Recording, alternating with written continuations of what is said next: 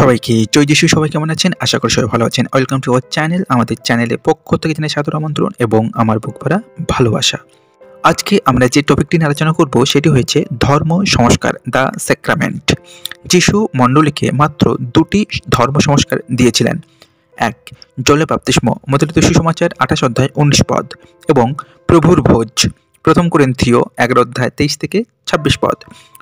আমরা প্রথমে জলে বাপ্তিস্ম নিয়ে অধ্যয়ন করব। নবচুক্তির অধীনে প্রত্যেক বিশ্বাসীকে তিনটি ভিন্ন বাপ্তিস্মের অভিজ্ঞতা লাভ করতে হবে।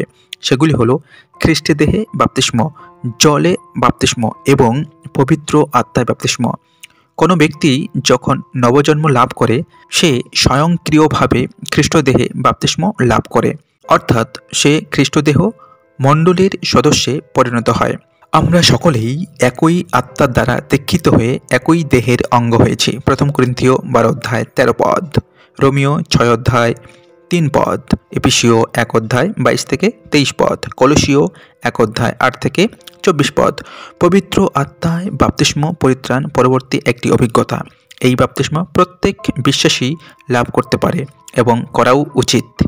সবশেষে অনুতাপ হওয়ার এবং প্রভু যিশুকে বিশ্বাস করার পর প্রত্যেক বিশ্বাসীর যত শীঘ্র সম্ভব জলে বাপ্তিস্ম গ্রহণ করা উচিত।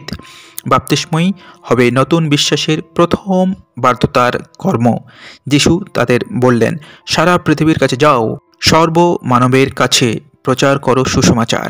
যে বিশ্বাস করবে এবং বাপ্তিস্ম গ্রহণ করবে সেই লাভ করবে পরিত্রাণ, এবং যে বিশ্বাস করবে না সে পাবে অপরাধের শাস্তি।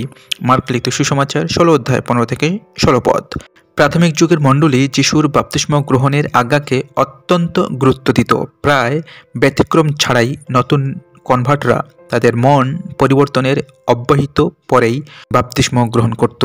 প্রেরিত 2 অধ্যায় 37 থেকে 41 পদ।